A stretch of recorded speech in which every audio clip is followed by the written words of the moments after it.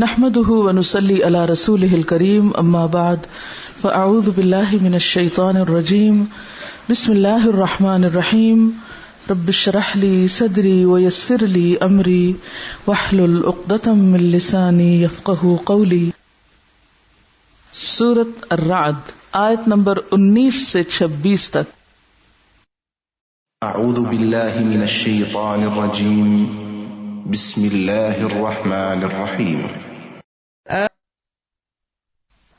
شروع کرتی ہوں اللہ کے نام سے جو بے انتہا مہربان نہایت رحم فرمانے والا ہے. بھلا یہ کس طرح ممکن ہے کہ وہ شخص جو تمہارے رب کی اس کتاب کو جو اس نے تم پر نازل کی ہے حق جانتا ہے اور وہ شخص جو اس حقیقت کی طرف سے اندھا ہے دونوں یکساں ہو جائیں، دونوں برابر ہو جائیں. نصیحت تو دانش مند لوگ ہی قبول کیا کرتے ہیں اور ان کا طرز عمل یہ ہوتا ہے کہ اللہ کے ساتھ اپنے عہد کو پورا کرتے ہیں، اسے مضبوط باندھنے کے بعد توڑ نہیں ڈالتے.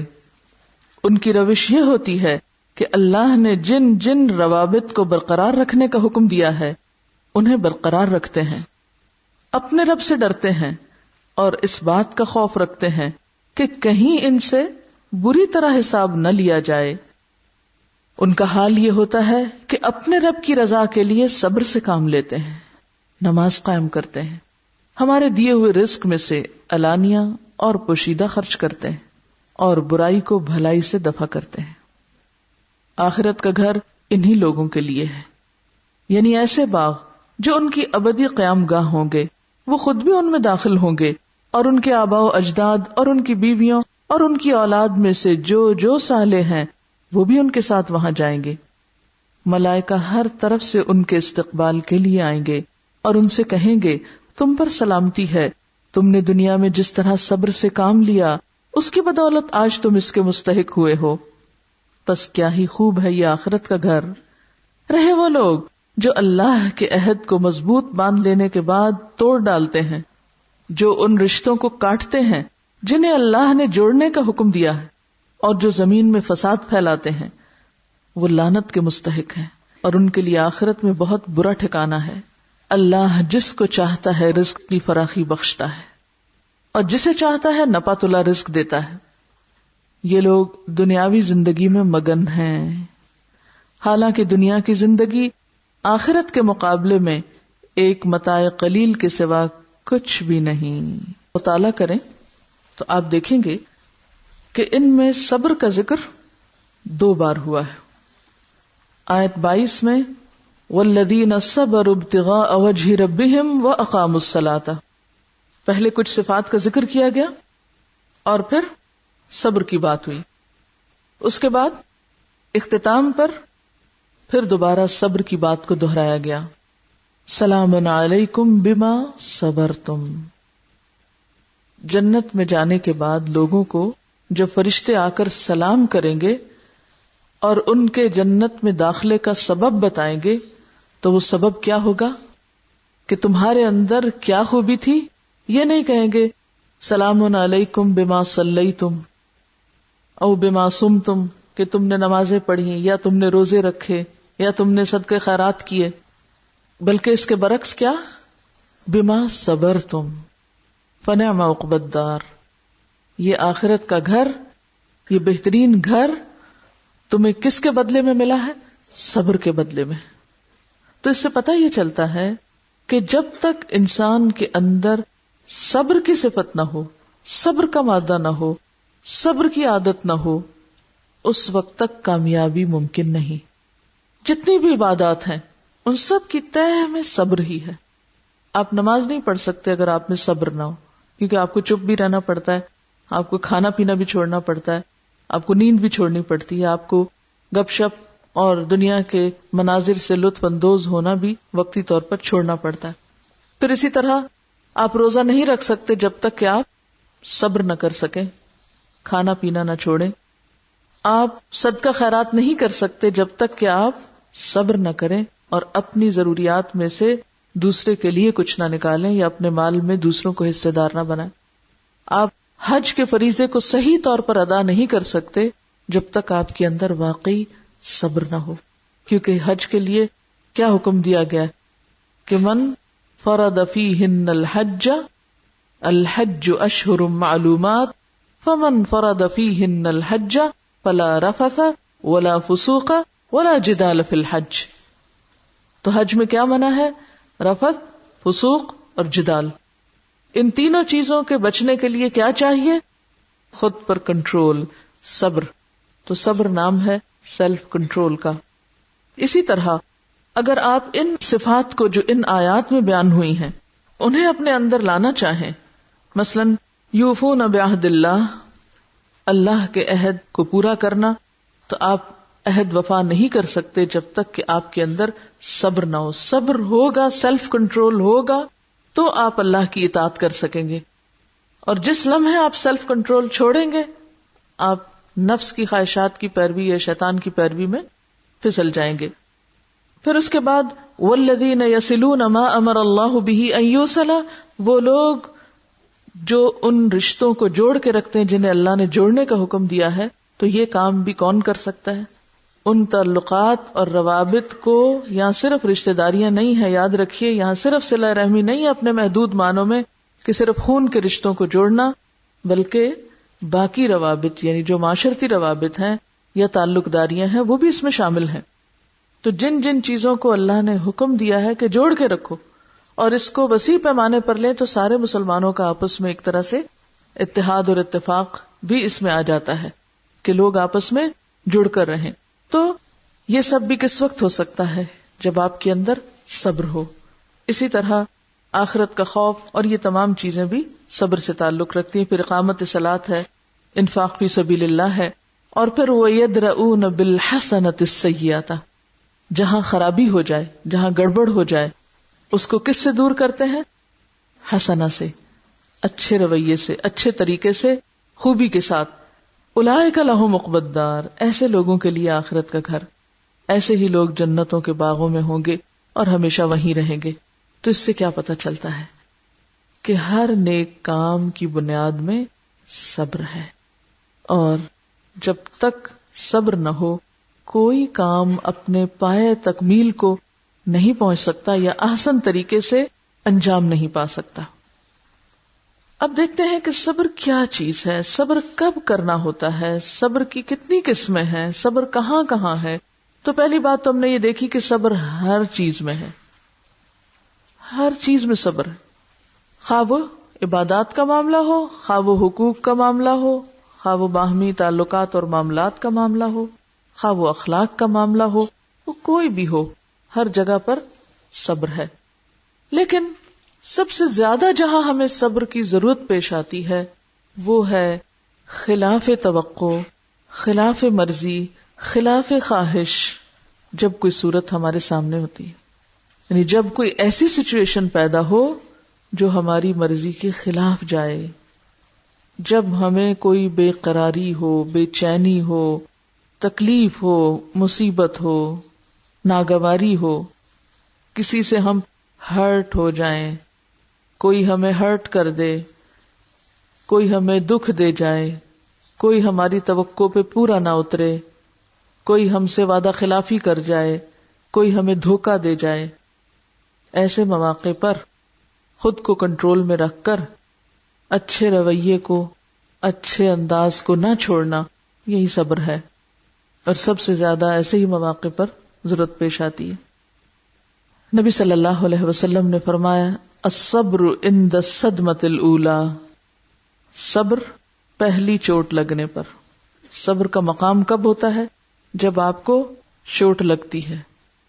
حضرت انس سے روایت ہے کہ آپ صلی اللہ علیہ وسلم ایک عورت کے پاس سے گزرے جو ایک قبر کے پاس بیٹھی ہوئی رو رہی تھی. آپ نے فرمایا اللہ سے ڈرو اور صبر کرو، مت رو. اس نے کہا مجھ سے دور ہو جاؤ، مت سمجھاؤ مجھے، تمہیں وہ مصیبت نہیں پہنچی جو مجھے پہنچی ہے. اس نے آپ کو پہچانا نہیں تھا. بعد میں اس کو بتایا گیا وہ رسول اللہ صلی اللہ علیہ وسلم تھے. چنانچہ آپ کے دروازے پہ آئی، وہاں کوئی دربان نہیں تھا. اس نے آ کر آپ سے کہا اصل میں نے آپ کو پہچانا نہیں تھا. آپ نے فرمایا صبر تو یہی ہے کہ صدمے کے آغاز میں کیا جائے، جب چوٹ لگے تو اس وقت کیا جائے. اب آپ دیکھیے کہ عام طور پر صبر کی ضرورت کب پیش آتی ہے؟ جب ہمیں کوئی تکلیف پہنچتی، کوئی بیماری، کوئی دکھ، کوئی غم، کوئی کسی کا رویہ، اس میں اگر کوئی ہمیں کہے کہ صبر کرو تو ہم کہتے ہیں تمہیں کیا پتا اس وقت میری حالت کیا ہے، مت کرو نصیحتیں، مجھے مت مشورے دو. تکلیف کے وقت انسان کی حالت ایسی ہوتی ہے نا، ایک خاص طرح کی اریٹیشن ہوتی ہے، انسان دوسروں کو چپ کرانے لگتا ہے، مت بولو.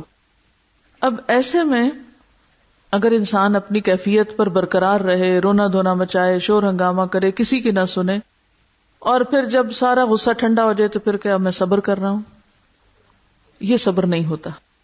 پھر اسی طرح ایک نفس کا صبر ہوتا ہے، ایک زبان کا صبر ہوتا ہے، اور ایک جوارح یعنی ہمارے اعضاء کا صبر ہوتا ہے. نفس کا صبر کیا ہے؟ تقدیر پہ ناراض نہ ہونا. تقدیر میں کیا کیا لکھا ہوتا ہے؟ مثلاً آپ کی شکل و صورت، آپ کی عمر، آپ کی شادی، آپ کہاں رہیں گے، وغیرہ وغیرہ. اب ایسے موقع پر یعنی جو چیز ہو جائے یا کوئی واقعہ زندگی میں پیش آ جائے تو ساری زندگی پیچھے پلٹ پلٹ کے اس کو کوستے رہنا، اللہ سے شکوے کرنا، اللہ سے ناراض ہونا، اور بات بات پہ یہ کہنا کہ میرے ساتھ یہ کیوں ہوا ہے، تو یہ نفس کا بے صبرا پن ہے. تو نفس کو تقدیر پہ راضی کرنا جو ہے یہ صبر ہے. خود کو تقدیر پہ راضی کرنا اور یہ کہنا رضیت باللہ ربا وبالاسلام دینا وبمحمد النبی، تو یہ صبر ہے. پھر اسی طرح زبان کا صبر کیا ہے کہ انسان منہ سے ایسی کوئی بات نہ نکالے. پہلا کیا ہے؟ دل میں خیال نہ لائے، دل کو سمجھائے. اور خود کو کون سمجھا سکتا ہے؟ انسان خود ہی سمجھا سکتا ہے نا، کسی اور کا سمجھانا تو اور برا لگتا ہے. تو دوسری چیز ہے زبان کو شکوے سے روکنا، واویلا سے روکنا، چیخ پکار اور شور ہنگامے سے روکنا، یعنی دکھ اور تکلیف کے موقع پر. اور جوارح کا صبر کیا ہے کہ انسان اپنے جسم کو ناپسندیدہ، حرام اور غلط کاموں سے روکے، یعنی نافرمانی کے کاموں میں نہ لگائے. آنکھ سے حرام چیز نہ دیکھے، کان سے حرام چیز نہ سنے. اسی طرح ہاتھ سے کوئی غلط کام نہ کرے، اپنے ہاتھ سے اپنے جسم سے کسی کو تکلیف نہ پہنچائے، یا اگر کوئی تکلیف پہنچائے تو اس موقع پر انسان جوابی حملہ نہ کرے. تو یہ کیا ہے؟ جوارح کا صبر ہے. پاؤں کا صبر کیا ہوگا؟ غلط رستے پہ نہ چلے. ان تین چیزوں پر صبر کا دار و مدار ہوتا ہے. صبر وہ کر سکتا ہے جو اپنے خیالات کی اصلاح خود کرنا جانتا ہو، جو اپنی زبان کو روکنا جانتا ہو، جو اپنے اعضاء کو غلط چیز سے روکنا جانتا ہو. اچھا، بعض اوقات ہم ہاتھ کو بھی روک لیتے ہیں، زبان کو بھی روک لیتے ہیں، آنکھ کو بھی روک لیتے ہیں، لیکن کیا نہیں روک سکتے؟ ایکسپریشنز، چہرے کے تاثرات، رویہ، ایٹیٹیوڈ، اس پہ کنٹرول نہیں کر پاتے. یعنی ہم کسی کو زبان سے کچھ نہیں کہہ رہے، لیکن ہم اپنے رویے سے سب کچھ بتا رہے ہیں. تو ایسے میں اس صبر کا جو اعلیٰ مقام ہے وہ نہیں ہے. آپ کہتے ہیں ٹھیک ہے میں نے کیا کہا، میں نے کچھ نہیں کہا. کچھ نہ کہہ کے بھی بہت کچھ کہا ہے. اور بعض اوقات ایسا رویہ زیادہ تکلیف دہ ہوتا ہے. وہ کہتے ہیں نا کہ آپ کچھ کہہ دیں تو وہ زیادہ آسان ہے سننا بنسبت اس کے کہ آپ موڈ آف کر کے یا منہ بگاڑ کے. تو اس میں آپ دیکھیے کہ اللہ تعالیٰ نے یہ ساری چیزیں ہمیں اس لیے نہیں دی کہ صرف ہم اپنے جذبات کا اظہار کرتے رہیں. ان کے لیے بھی اس کے پیچھے بھی کوئی مقصد ہونا چاہیے. اب اس کا یہ مطلب نہیں کہ اگر ماں بچے پہ ناراض ہو رہی ہے اس کے کسی غلط کام پر، مارا نہیں، اس نے زبان سے کچھ کہا نہیں اور خاموشی اختیار کی ہے تو یہ اب ناجائز ہو گئی. یہ نہیں اس کا معنی. اس کا معنی یہ ہے کہ عام طور پر برابر کے انسانوں سے جو ہمارے ڈے ٹو ڈے لائف میں معاملات ہوتے ہیں، کسی نے کچھ کہہ دیا، دنوں تک اس کی طرف دیکھا نہیں، ذرا کوئی بات ہوئی، کسی نے کوئی ہم سے اختلاف کر لیا تو کیا ہوا؟ یعنی بعض لوگوں کو میں نے دیکھا ہے کہ اچھے بھلے بیٹھ کے چہک رہے ہوتے ہیں، اتنے میں کسی ایک نے ان کی بات کو رد کر دیا اس مجلس میں، اس میز پہ، تو کیا ہوتا ہے؟ بولنا ہی چھوڑ دیتے ہیں، مسکرانا چھوڑ دیتے ہیں، بات کرنا چھوڑ دیتے ہیں. یعنی بیٹھے بیٹھے اگر صرف کسی نے اختلاف کر لیا، یعنی کسی نے نہیں کہہ دیا، کوئی میٹنگ ہے مثلا، میٹنگ ہو رہی، ایک نے دوسرے کے اوپر تنقید کر دی، اب اس کے تو سارے اچھے خیالات جو ہیں وہ کہیں چلے گئے. اب اس کے بعد تو مجھے کوئی مشورہ نہیں دینا، میری تو ہر بات ہی رد ہو جاتی ہے. کیا اسی کا نام صبر ہوگا؟ کیا ایسی قوم ترقی کر سکتی ہے، آگے بڑھ سکتی ہے؟ نہیں. لیکن ہم اپنے ان رویوں کو کیا کہہ دیتے؟ ہم صبر کر رہے تھے اس وقت. بہادر کون ہے کہ جو ایسی چیزوں کو سہ کر پھر خود کو نارمل رکھ سکے. یہی سیلف کنٹرول ہے.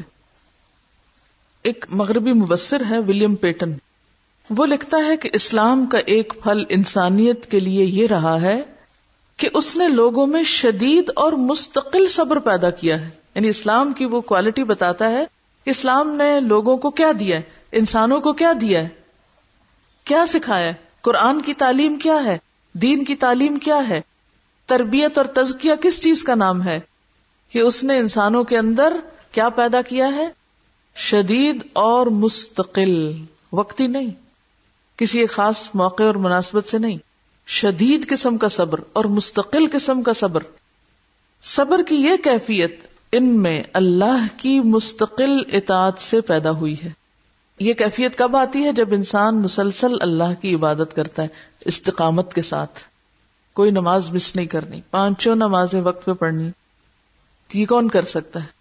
جس میں سیلف کنٹرول ہو، وہ ساری چیزوں کو روک سکے اور اللہ کے پاس حاضر ہونے کے لیے وقت نکال سکے. صبر کے بغیر یہ کیفیت نہیں پیدا ہو سکتی. انسان خواہشات کو روکے گا تو 5 وقت نماز پڑھے گا نا. اسی طرح روزہ کون رکھ سکتا ہے؟ اللہ کا حکم نہ ہو تو ہم میں سے کوئی ہے جو ڈائٹنگ کے نام پہ بھی سب کچھ کھانا پینا چھوڑ سکے؟ ہاں؟ کہ اگر آپ کو ڈائٹنگ کے لیے بھی کہا ہو کسی ڈاکٹر نے، آپ کی جان کو بھی خطرہ ہو، تو آپ اس قسم کو روزہ رکھ سکتے؟ نہیں رکھتے. کہتے ہیں مرنا تو ہے ہی، کھا کے مر گئے تو کیا ہوا، اور یہ کہہ کے آپ پھر ہر بد پرہیزی کرتے ہیں. لیکن جب روزہ رکھ لیتے ہیں پھر کیا ہوتا ہے؟ یہ صبر کوئی اور چیز نہیں پیدا کر سکتی. اللہ کے حکم کے سوا، اللہ کی اطاعت کے جذبے کے سوا کوئی چیز ہے نہیں دنیا میں جو انسانوں کے اندر اتنا مستقل اور اتنا شدید صبر پیدا کرے کہ آپ کو کوئی لاکھوں کا انعام دے تو آپ پھر بھی ایک گھونٹ پانی پی جائیں، کبھی نہیں پیئیں گے. تو یہ کس نے پیدا کی ایک صفت؟ یہ اللہ کی اطاعت نے پیدا کی. تو یہ اسلام کی خوبی ہے اور یہ اسلام ہی کی دین ہے کہ اس نے اپنے فالوورز کے اندر یہ صفت پیدا کی. اور اگر ہم واقعی روزے کا معنی سمجھ جائیں نا، اور اس کو اپنی عملی زندگی پر بھی اسی طرح لیں کہ اگر اللہ نے ہمیں کھانے سے روکا تو اسی نے جھوٹ سے روکا ہے، اسی نے غیبت سے روکا ہے. کوئی مار بھی دے تو انسان نہ بولے جھوٹ پر. لیکن مشکل یہ نا کہ ہم نے اس کو تو ایز اے ریچول لیا اور ادھر اپنی زندگی کو بالکل ایک اور ڈھنگ پہ لیا. اصل بات یہ ہے کہ یہ دنیا بنی ہی ایسے ہے کہ جس میں ہر وقت ہی کوئی نہ کوئی ناخوشگوار بات پیش آتی ہے انسان کو، اور بعض اوقات جو چیزیں اچھی لگتی ہیں انہیں میں ناخوشگواری پیدا ہو جاتی، یا نہیں ہوتا ہے ایسے؟ مثلا ایک ہی کھانا روز آپ کو ملے، خواہ وہ آپ کا کتنا ہی پسندیدہ ہو، تو ایک دن آپ کیا کریں گے اٹھا کے؟ روز یہی. بھئی آپ کو تو اتنا پسند تھا، یہ ہم تو اس لیے روز بناتے ہیں کہ آپ اس کو بہت پسند فرماتے ہیں. تو وہی پسند کی چیز بھی آپ کے لیے کیا ہو گئی؟ ناگوار. یعنی یہ دنیا ہے ہی ایسی. اس دنیا کا سسٹم یا اس دنیا کی جو حقیقت ہے وہ یہی ہے کہ انسان کو ہر لمحہ، ہر تھوڑی دیر کے بعد کوئی نہ کوئی ایسی سچویشن، کوئی نہ کوئی ایسی صورت پیش آتی ہی رہے گی مرتے دم تک کہ جہاں انسان کو رکنا پڑے گا، سیلف کنٹرول سے کام لینا پڑے گا. یہ دنیا جنت نہیں ہے، جنت نہیں ہے، یہ خوشیوں کا مسکن نہیں ہے، یہ گھر نہیں ہے، یہ منزل نہیں ہے، یہ امتحان کا کمرہ ہے. اور کمرہ امتحان میں کیا ہوتا ہے؟ آرام ہوتا ہے، امتحان ہوتا ہے.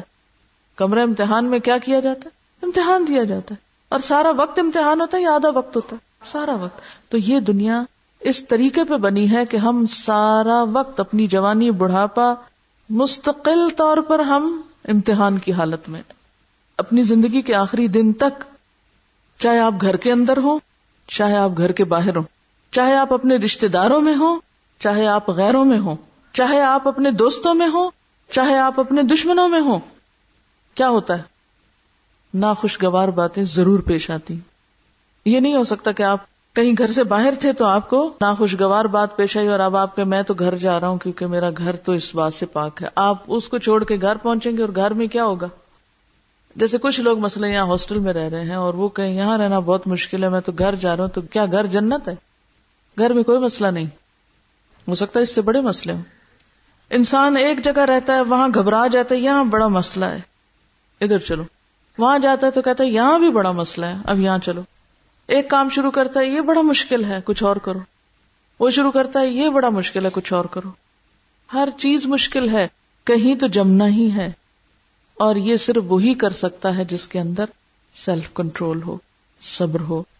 اب دو طریقے ہیں، یا تو یہ کہ آپ ہر وقت الجھتے رہیں، جب کوئی ناخوشگوار بات پیش آئے، چاہے وہ دوست ہو یا دشمن، آپ الجھنا شروع کر دیں، آپ جھگڑنا شروع کر دیں، آپ مقابلہ شروع کر دیں، حتیٰ کہ آپ صفائیاں پیش کرنی شروع کر دیں، آپ عذر پیش کرنا شروع کر دیں۔ ایک تو یہ طریقہ ہو سکتا ہے، اور دوسرا کیا ہو سکتا ہے وہ آپ بتائیے؟ ناخوشگوار صورت کو کیا کریں؟ قبول کریں کہ یہ تو ہوگا، یہ تو ہونا ہے، یہ تو ایسے ہی ہے، اس کے بغیر تو گزارا ہی نہیں۔ آپ سمندر میں جاتے ہیں، کشتی پہ بیٹھتے ہیں، کیا ہوتا ہے؟ طوفان کا ڈر ہے، طوفان تو ہوگا۔ اونٹ پہ بیٹھے ہیں، کوہان کا ڈر ہے، کوہان تو ہوگا۔ اب آپ دیکھیے کہ ایک رویہ ہے کہ آپ ہر ناخوشگواری سے الجھیں، جھگڑیں، مقابلہ کریں، اور ایک یہ ایکسپٹ کر کے کام کریں۔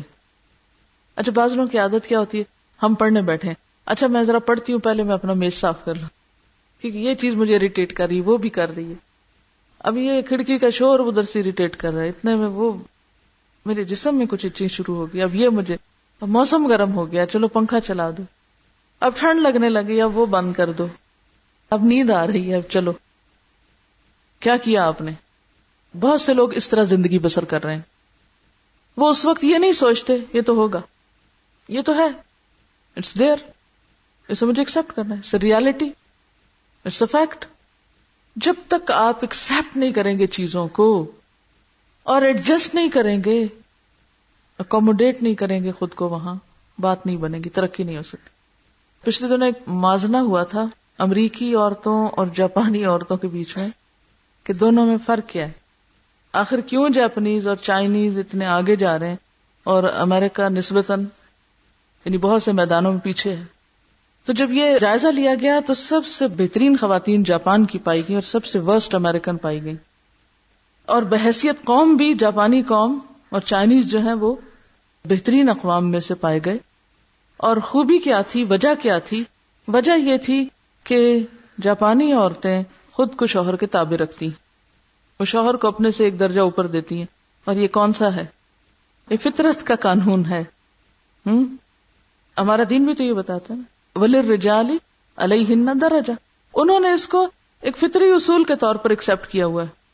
نہ صرف یہ کہ خواتین نے، بلکہ جاپنیز بحیثیت ایک قوم ہر ایک اپنے آپ کو کسی دوسرے کے تحت سمجھتا ہے کہ ہم انڈیپینڈنٹ نہیں ہیں، ہم دوسرے کے تحت ہیں۔ سب سے زیادہ ٹیم ورک ان کے اندر ہے کیونکہ وہ اپنے آپ کو دوسرے کے ماتحت سمجھ۔ یہ تو ہمارے دین نے سکھایا تھا 5 نمازوں میں کہ امام ایک ہی ہوتا ہے اور باقی سارے کون ہوتے ہیں؟ مقتدی۔ یہ 5 دفعہ دن میں سبق سکھایا جاتا ہے کہ امام ایک ہے، سارے انڈر ہو، سارے اس کے فالوورز ہو۔ لیکن ہم میں سے ہر شخص لیڈر بننے کے شوق میں ہے، فالوور بننا کسی کو بھی پسند نہیں۔ نتیجتاً کیا ہے؟ کوششیں بکھری ہوئی ہیں، مختلف لوگ ایک ہی طرح کا کام کر رہے ہیں اور وہی ڈپلیکیٹ کر رہے ہیں، وہ ایک دوسرے کی نکالی کر رہے ہیں۔ کس شوق میں؟ کہ وہ بھی لیڈر بن جائیں، ذاتی بڑائی کا شوق۔ تو بات یہ ہے کہ جو بھی ترقی یافتہ اقوام ہیں ان کے اندر، اگر آپ چائنا کی زندگی کو دیکھیں، اگر آپ کو کبھی اتفاق ہوئی ہے اس کے بارے میں پڑھنے کا، خواتین کا ڈریس کیا ہے، بالوں کا سٹائل کیا ہے، غذا کیا ہے، اور کام کتنا ہے۔ وہ ایک سیاح گئے تھے چین، تو وہ کہنے لگے کہ میں نے کہا یہاں عورتیں نہیں ہوتی، کیونکہ لباس میں اور انداز میں اور کاموں میں انہیں سمجھ ہی نہ آئی کہ عورت کون ہے اور مرد کون ہے۔ میں نہیں کہتی کہ اس حد تک انسان یہ سارے فرق مٹا کے عورت کو مرد بنا دیا جائے، لیکن اگر ایک عورت مرد جتنا کام کر رہی ہے تو وہ کس خوبی کے ساتھ کر رہی ہے؟ پھر صبر کے ساتھ ہی کر رہی ہے۔ تو آپ ماتحت بن کے رہ ہی نہیں سکتے جب تک کہ آپ کے اندر صبر نہ ہو، جب تک کہ آپ کے اندر سیلف کنٹرول نہ ہو۔ کیوں؟ اس لیے کہ جو بھی آپ کے اوپر ہے آپ کو اس کی بات سننی پڑے گی، اور جب سننی پڑے گی تو ماننی پڑے گی۔ اب وہ آپ ماننا نہیں چاہتے، آپ تو خود بڑے، آپ کیوں مانیں کسی کی؟ آپ خود اتنے سمجھدار ہیں، اور فلاں میں تو یہ اور یہ بھی خامی ہے، مجھے کیا ضرورت ہے؟ مختلف اسباب کے تحت. کبھی ہم علم بہانہ بنا لیتے ہیں، کبھی تجربہ، کبھی مال، کبھی کوئی اور عقل مندی اپنی، اور اس بنا پر خود کو دوسروں سے بہتر سمجھ کر دوسروں سے الگ راستہ نکالنا شروع کر دیتے ہیں. ایسا کوئی ٹیم ورک نہیں. اور جب تک کام ایک پورے منظم طریقے سے نہ کیے جائیں انجام یہی ہوتا ہے. بہرحال اسلام کیا کہتا ہے، قرآن کیا کہتا ہے، نبی صلی اللہ علیہ وسلم کیا فرماتے ہیں؟ اسمعوا واطیعوا واصبروا، مسند احمد کی روایت ہے. اسمعوا، سنو، لسن. کس کو لسن کرو، کس کو سنو؟ امیر کی بات، یہ جو بھی تمہارا ذمہ دار ہے.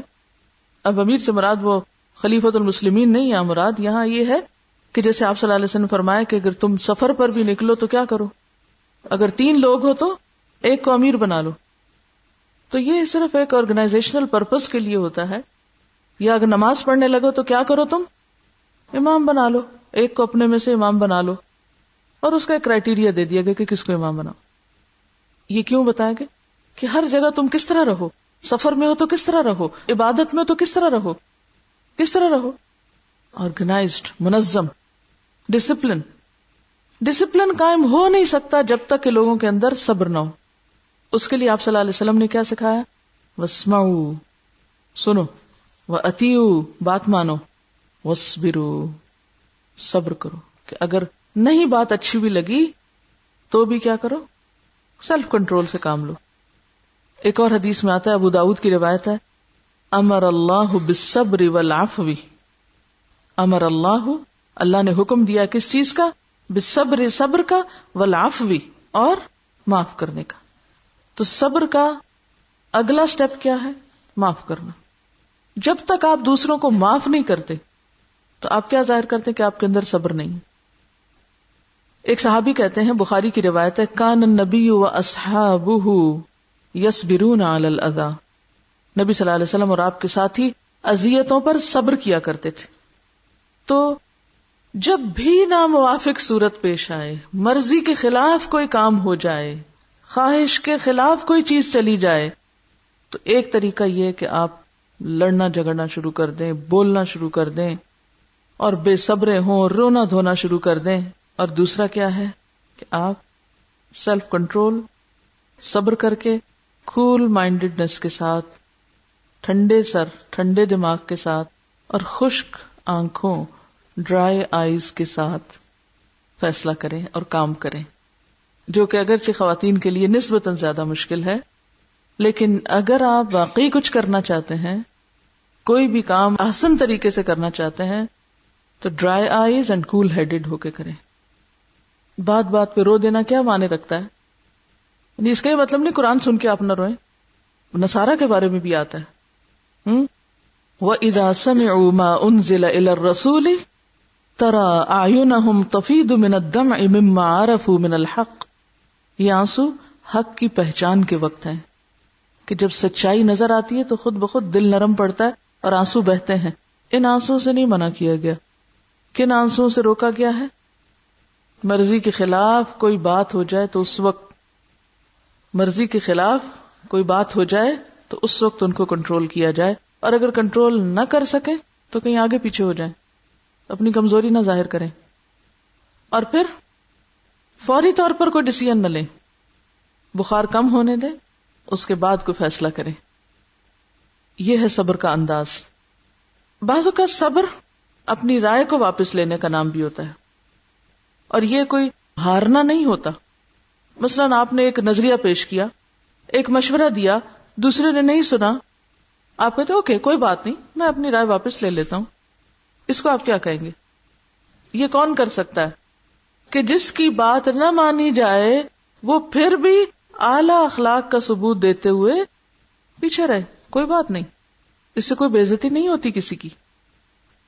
پھر اسی طرح جوش کے وقت، جذباتیت کے وقت ہوش سے کام لینا، کول ہیڈڈ ہونا، یہ کیا ہے؟ یہی صبر ہے. دوسرے لفظوں میں آپ یہ کہہ سکتے ہیں کہ جذبات سے زیادہ عقل کا استعمال کرنا، یہ بھی صبر ہی سے آتا ہے انسان کو. ہم عورتیں خاص طور پر زیادہ تر فیصلے کس کے انڈر کرتے ہیں؟ یہ سچ ہے نا، بہت بڑی حقیقت. ہمیں اعتراف کرنا پڑے گا کہ ہم ایسا کرتے ہیں. تو ہمیشہ اپنے جذبات میں کیے ہوئے فیصلوں کو کیا کریں؟ ریوائز کریں، دوبارہ سوچیں. پھر اسی طرح بعض اوقات بولنے کے موقع پر چپ ہو جانا کہ آپ کے پاس ہے دلیل، آپ کے پاس ہے عذر، آپ کے پاس ہے وضاحت، لیکن آپ کیا کر رہے ہیں کہ موقع نہیں ہے ابھی وضاحت کرنے کا، تو آپ خاموش ہو جاتے ہیں. کیوں آپ اس وقت کیوں خاموش ہوں گے؟ سوچئے ذرا، اب میرے سوال پہ غور کیجئے. کبھی عذر ہوتے ہوئے، جواب ہوتے ہوئے، دلیل ہوتے ہوئے انسان چپ رہے، کیوں؟ یہ ساری چیزیں آپ کے پاس بڑی قیمتی ہیں. دلیل ایک قیمتی چیز ہے، وضاحت ایک قیمتی چیز ہے، کسی کے علم میں اضافہ کرنا ایک قیمتی چیز ہے، لیکن آپ نے وہ ہتھیار سنبھال کے رکھے ہوئے ہیں. کیوں؟ آپ کے ہتھیار سستے نہیں ہیں کہ آپ ضائع کر کے رکھ دیں. آپ انہیں اس وقت استعمال کریں کہ جب استعمال کرنا افیکٹو ہے. کبھی کسی سپاہی کا نہ لڑنا کس سے بہتر ہے؟ لڑنے سے بہتر ہے. کیوں؟ بعض اوقات لڑائی جھگڑا اس لیے نہیں ختم ہوتا، معاملہ سلجھ ہی نہیں پاتا کہ دونوں فریق محض دلیلیں لائے چلے جاتے ہیں، بحث بڑھائے جاتے ہیں، یا محض وضاحتیں لائے چلے جاتے ہیں. اب نتیجہ کیا ہوتا ہے؟ نہ وہ ہار رہا نہ وہ ہار رہا، یہ بھی سچا اور یہ بھی سچا. پھر سچا کون ہے؟ ایک ہی سچا ہے. بات بڑھتی چلی جاتی، فساد پھیلتا، اس سے معاملہ اور الجھ جاتا ہے، زیادہ حالات خراب ہوتے ہیں، پہلے سے بھی حال جاتا ہے. تو اس لیے بہتر کیا اس موقع پر عقل مندی کیا ہے؟ خاموشی اختیار کی جائے. پھر اسی طرح بعض اوقات بے وجہ بے موقع بولنا جو ہوتا ہے وہ کیا ہوتا ہے؟ فائدے کی بجائے نقصان دیتا ہے. غیر ذمہ داری کا ثبوت دے رہے ہوتے ہیں آپ. کسی نے کہا تھا کہ غصے کو ایکسپریس نہ کر کے بہت سے گھر ٹوٹنے سے بچ گئے ہیں، کہ ایک دوسرے کی باتیں محسوس تو کی گئیں لیکن منہ سے بولی نہ گئیں. دوسرے کی غلطیاں معلوم بھی تھیں لیکن منہ پہ نہیں لائی گئیں. تو بہت سے گھر ٹوٹنے سے بچ گئے، ایک چپ اور 100 سکھ. لیکن وہ چپ بڑی کڑوی ہوتی ہے نا. چپ کی گولی اندر گزارنا جو ہے وہی تو اصل مرحلہ ہے. کہ بعض اوقات آپ 110% سچے ہیں، بالکل درست ہیں، حق آپ ہی کے ساتھ ہے، لیکن پھر بھی آپ نہیں بول رہے. اس وقت آپ کیا کر رہے ہیں؟ صبر کر رہے ہیں. اچھا، ایسے میں بہت سے خیرخواہ آ جاتے ہیں اکسانے، بہت آ جاتے ہیں اکسانے. آخر آپ کب تک چپ رہیں گے؟ آخر آپ وضاحت کیوں نہیں کرتے؟ آخر آپ جواب کیوں نہیں دیتے؟ پھر اس طرح تو لوگ غلط فہمی کا شکار ہو جائیں گے. لوگ کہیں گے آپ ہی جھوٹے ہیں، آپ ہی غلط ہیں. اتنا تو کہنا ہی چاہیے کہ میں غلط نہیں ہوں. یعنی اس بات کو ہم اس وقت بھی کس طرح لے رہے ہوتے ہیں؟ اس کا صرف ایک رخ دیکھ رہے ہوتے ہیں کہ اگر آپ نہیں بولے اس موقع پر تو بس آپ کی تو دنیا ہی الٹ جائے گی. نہیں، اللہ نے صرف آج کا دن نہیں پیدا کی، کل بھی آنی. آج اگر بال کسی اور کے کورٹ میں ہے، کل میرے میں بھی آئے گا. یہ کون سوچ سکتا ہے؟ صبر کرے. اس میں وہ حدیث یاد ہے آپ کو جس میں ایک شخص حضرت ابوبکر رضی اللہ تعالی عنہ کو کیا کر رہا تھا؟ گالیاں دے رہا تھا، اور وہ کیا تھے؟ چپ تھے. آپ مسکراتے رہے دوست کی خاموشی پر، اور جب وہ بولے تو آپ وہاں سے چلے گئے. تو حضرت ابوبکر بھلا ہوا کیسے صبر کر سکتے تھے کہ آپ ناراض ہو کے چلے جائیں؟ بہرحال پیچھے چلے گئے. پوچھا کہ ایسا کیوں؟ تو آپ نے فرمایا جب تم نہیں بول رہے تھے تو اللہ نے ایک فرشتہ مقرر کیا تھا جو تمہاری طرف سے جواب دے رہا تھا، جواب جا رہا تھا، اور جب تم بولے تو فرشتہ چلا گیا اور شیطان آ گیا. ہم کتنے جھگڑوں کے موقع پر یہ حدیث یاد رکھتے ہیں. یعنی بعض اوقات ایک بات کی وضاحت در وضاحت اتنی گھٹیا لگتی ہے، اور اکثر لوگ اپنی سچائی میں وضاحتیں کرتے چلے جاتے ہیں. کوئی چیز اللہ کے لیے بھی چھوڑیں کہ وہ بھی آپ کے لیے کوئی وضاحت کا موقع پیدا کرے. حضرت عائشہ رضی اللہ تعالی عنہ پر جب الزام لگا تھا، کیا کیا تھا انہوں نے؟ وہ چاہتی تو بیٹھ کر ساری کہانی کی معلوم نہیں کتنی وضاحتیں پیش کرتی. کیا اللہ نے ان کی طرف سے جواب دیا نا؟ یہ واقعہ ہے نا قرآن میں، سچا واقعہ ہے نا. ہمیں کیوں نہیں اللہ کے وعدوں پہ یقین؟ ہم سوچتے ہیں اپنا دفاع جو ہم خود کر سکتے ہیں وہی سب سے اعلیٰ دفاع ہے. آپ ذرا فرشتوں پہ بھی چھوڑیے اس دفاع کو، آپ ذرا اللہ پہ بھی چھوڑیے. اصل میں یہ سب نتیجہ کس چیز کا ہے؟ جلد بازی کا، کم ظرفی، جلد بازی. وزڈم یہ نہیں ہے کہ صحیح وقت پر صحیح بات کی جائے، بلکہ وزڈم یہ ہے کہ اس وقت خود کو بولنے سے روک لیا جائے جب بولنے کا بہت شوق یا جب بولنے کے پیچھے بہت سے جذبات شامل ہوں یا انسان کے لیے صبر کرنا مشکل ہو رہا ہو. اس وقت انسان خود کو روکے، چاہے درست بات بھی کیوں نہ ہو. ہم کیا سمجھتے ہیں؟ میں صحیح کہہ رہا ہوں اس لیے بول رہا ہوں، میں صحیح کہہ رہا ہوں اس لیے مجھے سنو. آپ ضرور صحیح کہہ رہے ہوں گے، لیکن عقل مندی کس میں ہے کہ بعض وقت صحیح بات پر بھی خاموشی اختیار کی جائے، صحیح بات کے ہوتے ہوئے بھی صبر کیا جائے. جس طرح تم نے ایک بار بولنا سیکھا تھا، تب ایک بار چپ رہنا بھی ذرا سیکھ لو. انسان اپنی زندگی میں بولنا سیکھتا ہے، اور وہ بولنا اس کا ایک کمال ہے نا، کیونکہ انسان کی امتیازی خوبی ہے باقی کریشن کے مقابلے میں کہ انسان بول سکتا ہے. تو کبھی بولنے والے کو خاموشی بھی سیکھنی چاہیے.